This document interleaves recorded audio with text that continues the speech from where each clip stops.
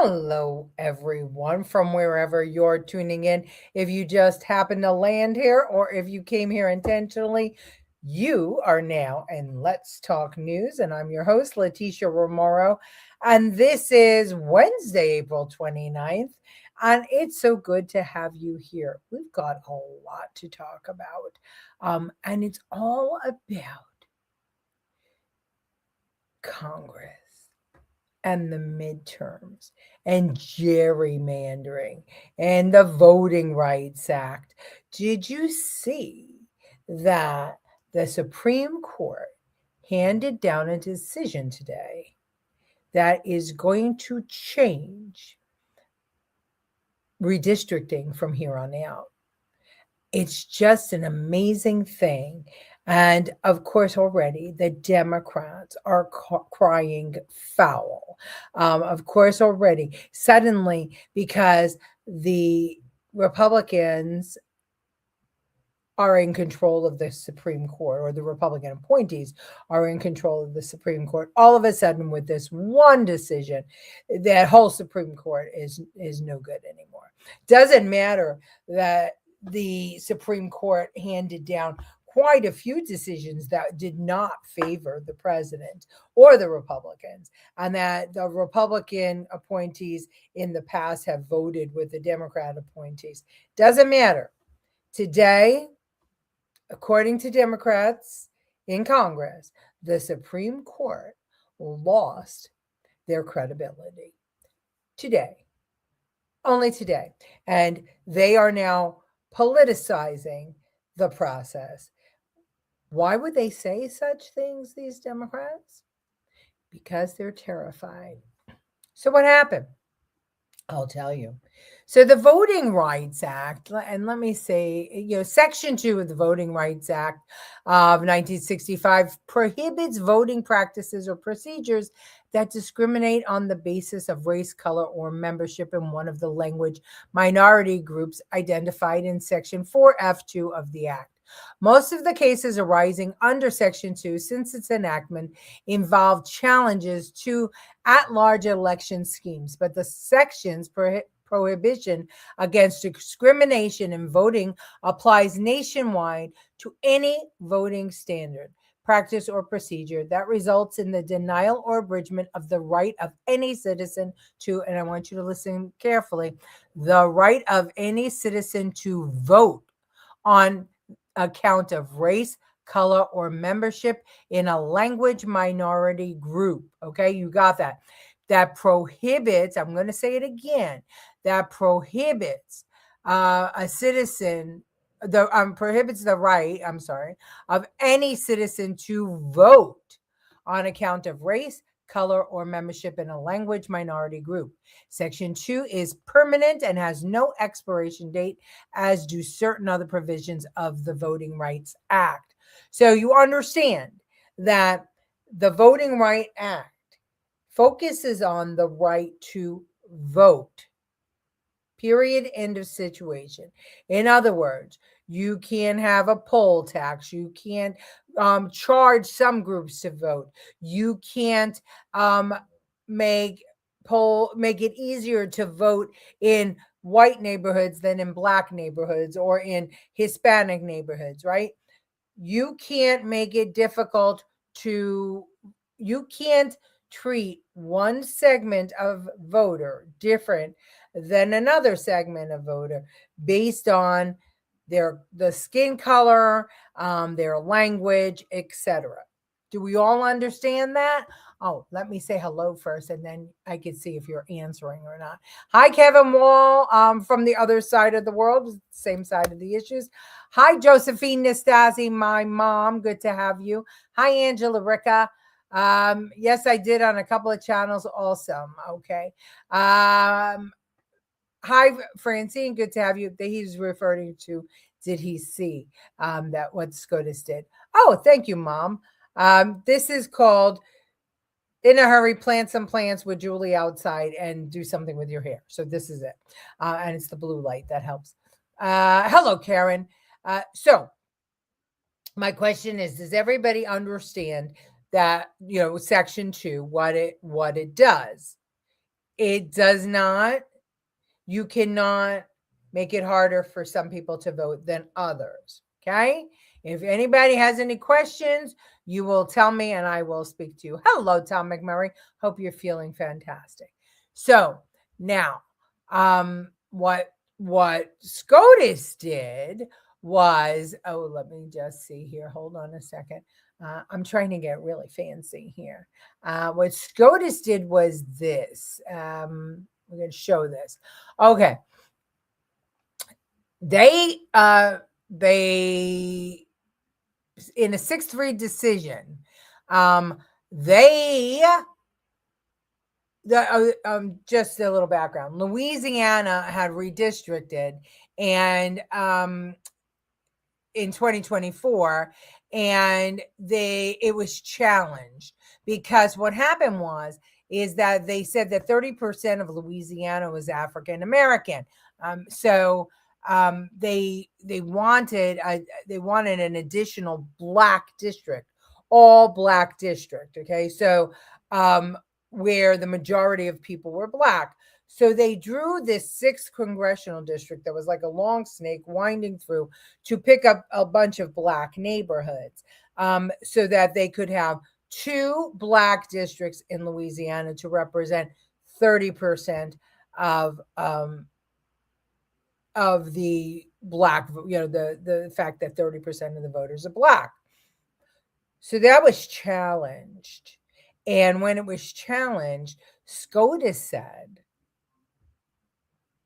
that the Voting Rights Act, Section 2, was not about allowing for districts based on color or common language. The Voting Rights Act was, and I wanted to show you that, right? Okay, the Voting Rights Act was to make sure that nobody was disenfranchised from voting. So the majority reasoning, Alito wrote, Section 2 of the Voting Rights Act protects against vote dilution, but does not mandate proportional representation or require drawing additional majority-minority districts in this case. Compliance with the Voting Rights Act cannot justify race-based districting that would otherwise violate the Constitution, which it does. The decision narrows but does not fully eliminate Section 2's application in redistricting, emphasizing that race cannot predominate unless strictly necessary. Justice Clarence Thomas concurred with Justice Neil Gorsuch, criticizing broader interpretations of Section 2 as leading to race-based districting. Dissents. So Kagan, joined by Sotomayor and Jackson, the 3 liberal justices argued the majority effectively rendered Section 2 of the VRA all but a dead letter, undermining Congress's intent to combat racial vote dilution. They said the ruling betrays the statute's purpose and will have far-reaching consequences for minority voting power nationwide. Implication: Louisiana must redraw its congressional map, likely reverting toward a version with only 1 majority black district, potentially helping Republicans ahead of future elections. The ruling weakens VRA protections in redistricting cases across the country and could encourage challenges to other majority-minority districts. And it does not outright declare Section 2 unconstitutional, but significantly limits its use to justify race-conscious map drawing. Now, it's good to note that this is a major shift from the court's 2023 Allen versus Milligan decision in Alabama, which had required a second majority black district there. The full opinion is on the Supreme Court's website. Okay, so I hope that wasn't a lot of rigmarole for you. But it's important for us to understand what this means, okay? They were using the Voting Rights Act, the Section 2, and I say they, some states, in gerrymandering, saying that people needed to be represented by people who looked like them, spoke like them, but not who thought like them.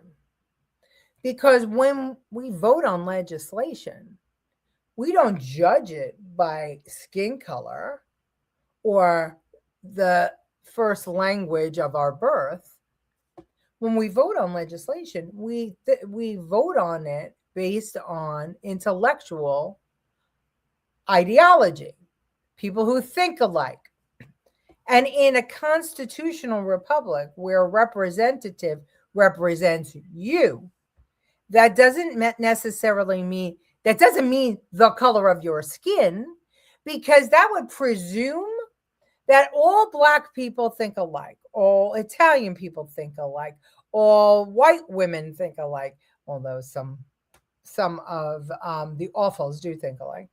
But you understand what I'm saying. So it's actually, that is what's unconstitutional, because if you make a district because of how people look, but not how they think and not how their moral representation, then how do I send, what if I send a Black conservative in to vote for me? I'm not Black, but I voted for a Black conservative, and I do that all the time with Tim Scott. So he doesn't look like me. He's a man, first of all, and he's Black, second of all. But we think alike. Morally, ideologically speaking, he's my kind of guy. So he can truly represent me. Whereas Kamala Harris, Black woman, doesn't represent me at all. Or let's pick another. How about Elizabeth? What's her face? She doesn't represent me, Pocahontas, but we look alike. We're almost the same age. We're of almost the same background, but ideologically, we are different. So she, Elizabeth Warren, could not represent me. I wouldn't pick her to represent me. So to say that we're going to draw districts based on how people look, that's fucking crazy. But they've been doing it for decades now. And finally, it's going to stop. Okay, so hi, Susan. Good to have you. Hi, Andrew Dorman. Good to have you. I voted for many Black candidates. Yes, because ideologically, you're the same. But skin color, you're not. So what is this whole bullshit that the Voting Rights Act says nothing about people being represented by the color of their skin? It's by their ideology. It's putting up somebody who shares your same moral compass, your same ideological thoughts, your same values. So, but of course, that's never, what the Democrats think. I just want to note that in the Supreme Court in New York, in New York 11 congressional district, Nicole Malliotakis, they tried to, a group, sued, saying that that her district did not represent, went against the Voting Rights Act, Section 2, because she wasn't Black. And they needed a district that was more representative of the minorities that lived in New York City. And that because it had all of Staten Island, it didn't represent that. And so the state Supreme Court actually agreed and was going to redraw the district where she would be into Manhattan. But when she appealed, there was a stay put on it. It was put on by the United States Supreme Court, put a stay based on the fact that you can't draw districts racially. But it gave New York an opportunity to look at the district again in the future. Now, why this is so significant is because, in essence, the 6-3 decision here actually interpreted Section 2 absolutely correctly, because I said it 3 times. You can't stop somebody from voting. It has to be even. whether the district is white, red, black, yellow, pink, orange, blue, gay, lesbian, trans, whatever. Everybody should be able to vote without interference. That's all the Voting Rights Act says. But if we want to go that further step and make it look like everybody, then that is unconstitutional, because you cannot do things based on the color of somebody's skin. Not good things and not bad things. And that's where I have been yelling for forever. But anyway, I want you to listen to the news, I think this is ABC News, bullshit news, and how they are portraying this. Listen. Supreme Court has just released a major decision which could have a profound impact on the midterm elections. The justices issuing a ruling on a case out of Louisiana involving the Voting Rights Act, redistricting, and whether states must end any consideration of race when redrawing congressional maps. The decision potentially reducing the influence of minority voters and minority representation in Congress. Let's get right to our senior Washington correspondent, Devin Dwyer, who covers the Supreme Court for us. Devin.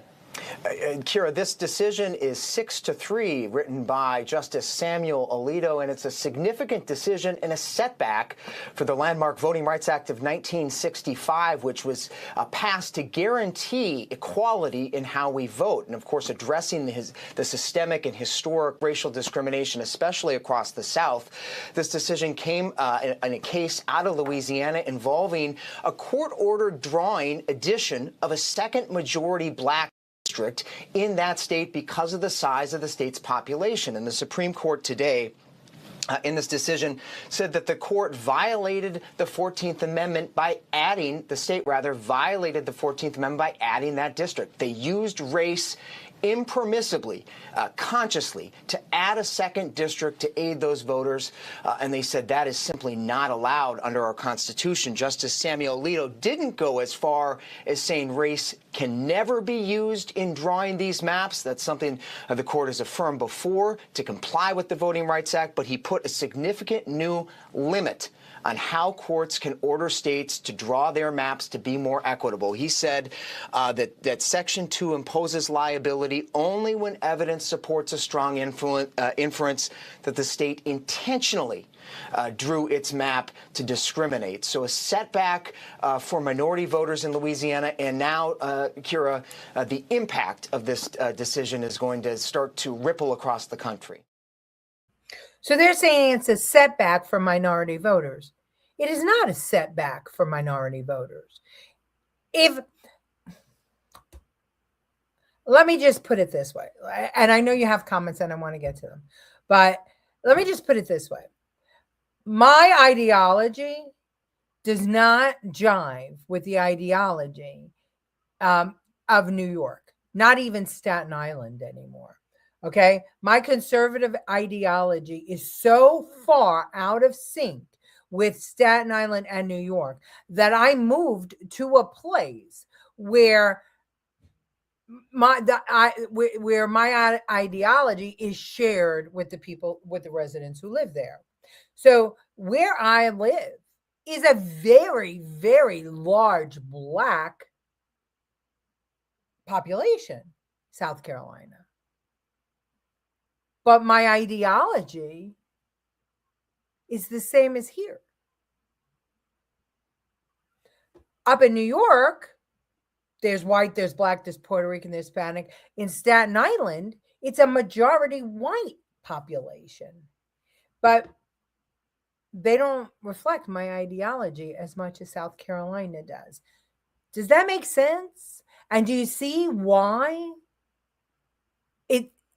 The only reason to consider drawing districts that are Black or Hispanic or, English as a second language is if the Elections Commission or whoever elects off, or whoever, or the state legislature is purposely trying to disenfranchise people based on the color of their skin.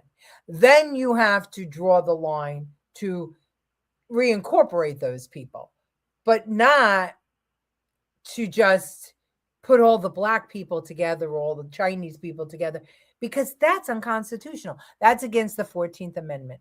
Okay, it's really crazy what they've been doing and pushing their insanity. They really have. Well, thank you, Ms. Maisie. I appreciate it. You always look marvelous. ABC is beyond biased, but the fact that they're reporting it that way, and they're not the only ones, and many, many others are, and whether they just didn't bother to read the Constitution, whether they didn't bother to read the VRA, I don't know. But it's clear. I mean, if reading comprehension isn't a problem for you, you should be able to understand that they had no choice but to go this way, SCOTUS. And if they went any other way, that would be unconstitutional. Thank God they did the right thing and the fake media sucks. Yeah, but that's not going to stop it from people from saying that all of a sudden SCOTUS is biased. So just to go through this quickly, the 14th Amendment is a cornerstone of the U.S. Constitution that granted citizenship to all persons born or naturalized in the U.S., including former slaves, guaranteed equal protection under law, and applied the Bill of Rights to state government. Citizenship clause overturned the Dred Scott decision, establishing that anyone born or naturalized in the U.S. is a citizen of the U.S. and the state, and they reside in privileges or immunities. Clause restricts states from making laws that abridge the privileges of immunities of Senate or immunities of citizens. Due process clause prohibits states from depriving any person of life, liberty, or property without legal procedure, using to apply the Bill of Rights to states. Equal protection clause mandates that states provide equal protection under the law to all people within their jurisdiction, forming the basis for major civil rights decisions. Apportionment of representatives, Section 2, changed representation rules, reducing the power of states that, quote, denied voting rights to male citizens. At this point, only male citizens were allowed to vote. Disqualification from office. All right, I could go on and on, but I won't, because I know that my voice can be annoying, especially when I get excited. So voting, that denied voting, not denied voting for, not ensured that you could vote for a person that has the skin color you have, or who came from another country that you came from. Denied voting. That's all. Prohibit anyone from denying a person to vote. Period. Most of the media wants socialism, communism, no ifs, ands, or buts. You are so very right, Jeff. So very right. Okay, so what do you think that the Democrats said about this? Today's opinion is another devastating blow to fair elections in our country. And listen, this is what we know. Republicans are looking at the same polls that we are. They know they're losing, and they're going to use every tool they have to try and choose their voters instead of having voters choose them. So this is an extremely concerning opinion coming out of the Supreme Court. But we are going to continue every single day to use every tool we have to make sure that we have secure, fair districts and elections come this November. So the litigation that led to this opinion was long running, not necessarily in this particular election cycle, but it could have implications for the handful of states that might attempt to redistrict as a result of today's ruling. Do you believe that in any way could tip the scales in the upcoming midterms? Yeah, I mean, we are sitting in a minority in Congress right now because North Carolina took away 3 Democratic seats through gerrymandering in 2024. So we are very aware of the real world implications. But as we have said, if they are going to try and cheat to win this election, we're going to meet them in every single way we can. And so far, with their attempts to gerrymander their way into a majority, we've been able to do just that, whether it's our success in California, blocking them in Ohio, the most recent victory in Virginia.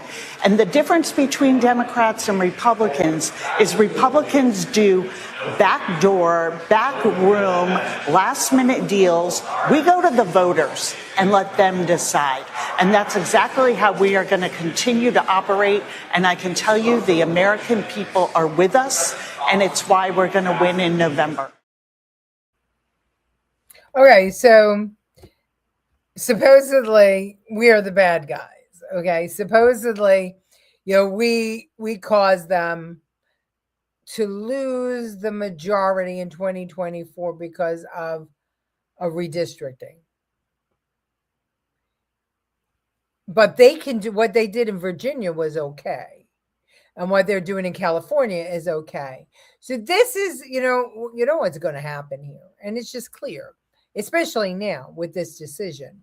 If the Supreme Court has now removed that thought that you have to have representation that looks like you, or all the people of the same ethnic background all together, then everybody is going to be redistricting this year. And we're going to have North versus South.